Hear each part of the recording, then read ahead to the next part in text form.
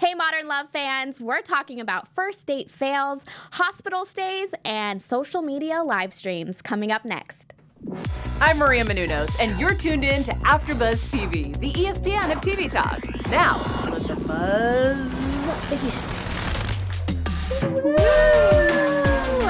Hello, I am your host today, Samantha Jacobs, and we're talking about Modern Love, episode 5, At the Hospital, an Interlude of Clarity. And who I have to my left is Bonnie Burke. She is an avid New York Times reader. And I also have Jenny Austin with us. And she is a love coach to all her best friends. So if you have any questions in the live stream, Jenny is your girl to be answering these questions that you have at home. But first off, let's talk about what we will be talking about today. We got a lot. So we got first date ups and downs, because we all know that it can go horribly wrong or it could be blissfully amazing. Personal questions. Is that going to evolve or destroy your relationship? And if you're in a relationship with somebody who's social media obsessed, is that healthy or can you flow with it? We also have some awesome news and gossip. Maybe there'll be a second season. We don't know. Stay tuned to find out. And we're going to do our special segment in real life. But let's kick it off with what happened in the beginning. You see these two people on this date. You see that all these guys are looking at this woman, and he kind of feels a little insecure about himself because they're looking at her and then they look at him like, why? Why is she with this guy? And then you see them eventually make it to the house, and it's just awkward, completely awkward. And what made you enjoy this episode?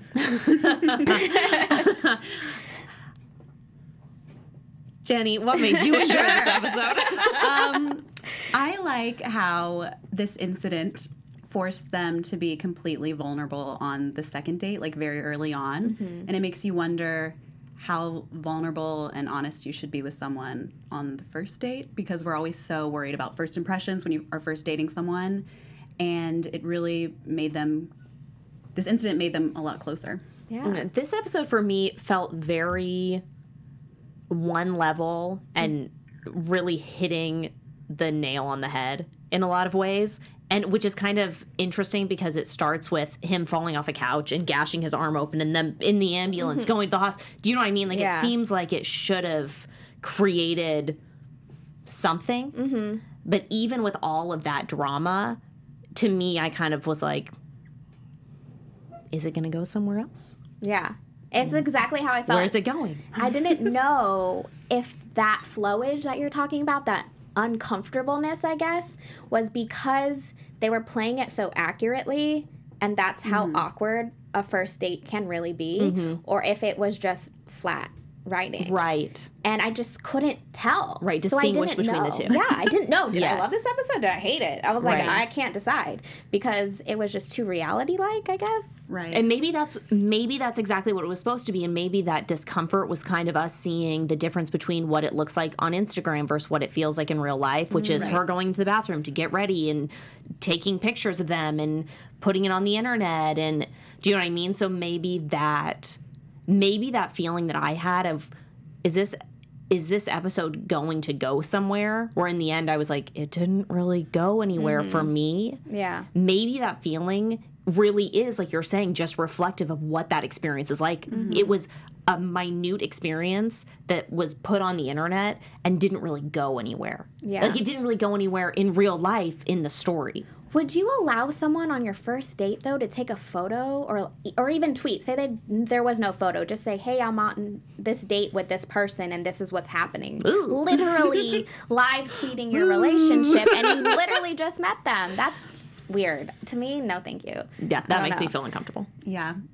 I do like how they touched on, like, influencer life and perception versus reality, and how she opened up about she just really loves being validated and she wants everyone looking at her all the time. And I thought that was an interesting part of it. But, yeah, agree. Yeah, I thought specifically Yasmine, the female character, I thought that she had some interesting disclosures about how she felt about life and how she experienced life and how she experiences relationships. And we find out that on that escalator is he's feeling uncomfortable, Rob is feeling uncomfortable and feeling like, oh my gosh, everyone thinks that this girl's too good for me. Really, in front of him, she's making eyes at these people, she's smiling at them, she's being flirtatious. And so of course they're responding.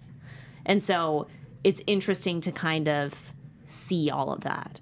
Yeah, because what happens after he gashes himself, he falls off the couch and gashes his arm, and he's literally bleeding. She openly takes him to the hospital. She rides the ride with him to the hospital, and he's opening, because it's a medical situation. So he opens up about himself. He has to disclose his medications, his health history, everything. And she's just sitting there. And then he finally gets the surgery, and she's still there. And she's like, of course. Yeah. And then the guy asks her, so is he like your boyfriend? And she says, no, friend. Yeah. And you can see how he pushed it like, hey, wait, we're on a second date. I'm not just a friend. Yeah. But also... Early dating. Yeah. What do you call them? That's such an awkward situation, and that happens often. Would you say that you guys were dating, or would you say you guys were just a friend? I would say we were on a date. Right? That covers all the bases. That's true. We were on a date. And it just failed. This went awry. Yeah. I don't know what I would say. I guess it would depend on the person. Yeah. But, of course, as she kept showing that she would be there and she gave that supportive self of herself, it made me rethink her character.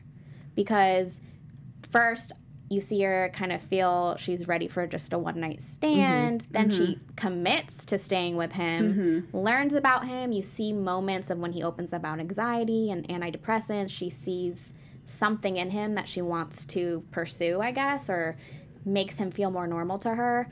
And then she still stays after he gets done with the surgery and they say, oh, he's here for 6 hours. And she's like, sure. Yeah. Which, I don't know. I don't feel like a person who's so self-absorbed would do that, even for the tweets. Because she even said, 87 likes is nothing. Like, you failed. You failed my Instagram. Yeah. Or maybe she didn't really like him or want to be with him, but she liked his attention, even though she was giving him attention, but maybe she liked the companionship. I don't know. It was confusing. Especially when she was out of a relationship just 3 weeks ago, and it was apparently something more than love. It was an intense relationship. So would you date that soon? Sometimes I feel like when you get out of a relationship that's like that, there's almost like a necessity. It's almost like a palate cleanser. I need to go on a date with someone else to erase what just happened to see if I can erase it. Do you know what I mean? Yeah. Where there's still that time of hanging on. Yeah. And you need to put up a roadblock, and even if it's another human, that's right. You know? Just gotta, you gotta. So lots of people do that. To. Yeah. I'm working on it. It's hard. It's really hard to let yourself evolve into a new person, per se. Detach yourself from that another human being. Yeah, and it's hard to detach on your own. Get over someone by getting under someone else. Oh my God. Is that what she's doing? Well, I really appreciated the moment when she accepted herself in a way, because she took out her extensions, she took out her contacts, she changed her clothes, she's still wearing a bloody dress, mind you, and just went about their day. What could you, I don't know. I just don't know if I like this character. I love it, but I hate it. Why was she still wearing her bloody dress? I don't know. But it's beyond that. She showed that she's selfless. Her phone died and she's like, I don't care. But did she really not care? And she brought up her dad going to the hospital and her spending time with him as well, which is another. Yeah, part of me felt like she was almost disassociating from what the experience was. Like she was kind of flashbacking to that moment with her father. And she wasn't, this character didn't seem to be fully present with him in the hospital. Even when she was telling that story about her dad dying, it felt detached. Yeah. She wasn't connected to the story. She wasn't having an emotional response. She wasn't, and part of that's kind of what happens in a weird, stressful situation. Yeah. Where you have a stress and you have that surge of cortisol, and then it levels off, and then you're just kind of still there, but exhausted, but there. Yeah. And I feel like then when we saw at the end her falling asleep on his lap in the park, it was like, that's the end of it. And so were we. I don't know. Do you think they're going to have a third date or be in a consistent relationship? I felt for Rob because you can tell he said, hey, I thank you for this moment. I really appreciate what you're doing. He's definitely not a guy that's like goes through girls. Yeah. He really appreciates the moment and the people that he's with. So for a guy like him, he's expecting it to just be over. But for a girl like her, this is something different, I'm assuming. I bet they'll get one more date in. Yeah. Don't you think there'd be a few after that? Otherwise, it would be such a stark contrast from giving so much personal information about yourself on both sides of the coin, and then all of a sudden just no contact at all. Yeah, I think a couple more, not soulmates. Maybe good friends. Maybe, but maybe not. I just feel that there's just more to life than, I don't know, maybe they are soulmates. What if they're strangely soulmates? Right. And then because they're so opposite, I just wanted a happy ending. Yeah. I felt like the ending wasn't happy enough for me. She sleeps on his lap. They say okay. And I'm like, poor Robbie over here. Oh, Robbie. Suffering. Well, here's what I'm going to say about Robbie. Okay. I found it ridiculous that he kept bringing up, oh, you don't date boys like me. I'm not attractive enough, and I'm not. And I thought, you got cast. You're a handsome guy. This is ridiculous. Like, I find it ridiculous in shows when they have an attractive person. It's like she's all that. We all knew Rachel Lee Cook was hot. Even if you put her in overalls, she's still hot. So when you put her in a dress, sure, she's hotter, but we're not surprised. Yeah. And so with him, I was like, dude, you're handsome. Yeah. Stop saying, right. Probably don't want to date a dweeb like me with my nice New York City apartment. It's just, right? That was another moment. He's like, finally no roommates. I'm all alone. And I'm just like, dude, don't share that information. Maybe he's just maybe he was an oversharer. And I think he was definitely an oversharer. But yeah, that's why I didn't get the escalator part when they're all staring and giggling. I was like, he's not unattractive. They're pretty similar. Yeah, this isn't so far-fetched. No. Yeah. So I didn't know if they were looking because she was like an Instagram celebrity and they were like, oh, she's famous. That must be her new man. But probably not. But do we think when people are dating people who are either famous, like we talked about with the last episode, or are famous on the internet, do we think that influences how we experience the relationship? I say yes. Yes. Every which way would involve yourself because you're being put into an environment that you're not used to. So if you're just used to going to the grocery store and coming back home and sitting on your couch, and then all of a sudden you go to the grocery store, then the gas station, then the club, then back to your house, the couch, you're like, wow, I had a day. But for other people, that's also nothing. So it's just changing your environment and adapting to see if you are willing to be in that ecosystem. Yeah. No matter what it is. And then with Instagram and all your followers, I feel like if you have a large following, if you're dating an Instagram or influencer, all your followers feel so invested in your relationship if you're like filming everything you're doing. And yeah, that's what I wanted to say. Do you think that ruins the privacy, or do you think that could elevate the relationship? Because if all people, like, do you feel the pressure to stay in the relationship because you're showcasing it to the world, or because you actually like that person? That's what's tricky about social media. Yeah. Or dating someone who's involved in that universe. When you even just think people stay in relationships because their parents like a significant other. It's true. Do you know what I mean? Then you think, well, what if 350,000 people like your significant other? You might put up with things that you would not normally put up with to keep good graces. Right. Or when celebrities separate and then they don't like them anymore because they broke up. Yep. That's a thing. We're mean. Humans Yeah. are just harsh. Aren't we?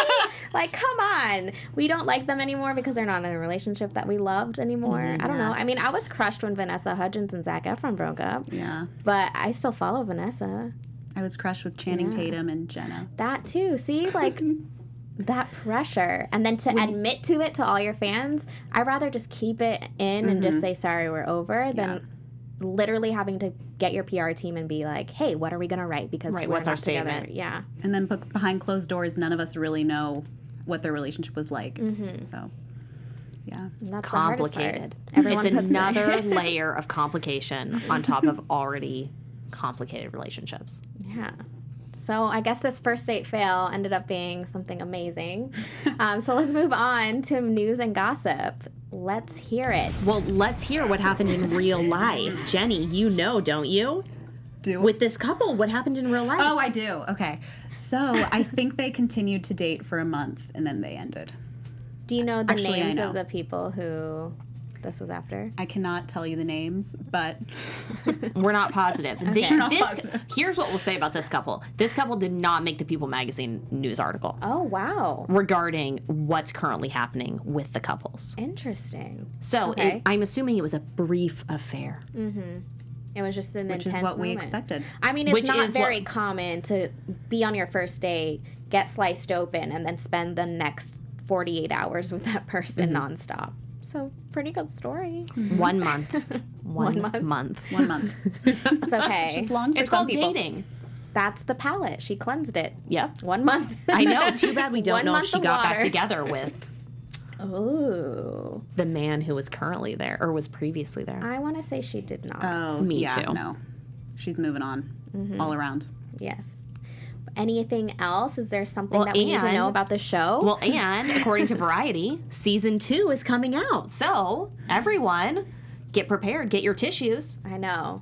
because season 2 is going to be released, Oh, goodness. which is fantastic. And the creator is saying that he is focusing on new cities, new kinds of relationships, introducing more diversity, which was something that people have talked about. Yes. And that I'm sure we'll talk about as we unravel more of these episodes, Yeah. that we don't see a lot of diversity. And so he said that that's something that they're focusing on for season 2 because people have said it needs to happen. Yeah. So that's and there's fantastic. amazing LA. stories. Well, I don't know why I didn't think or assume that this was just all in New York, even though it's a New York Times thing. All in New York.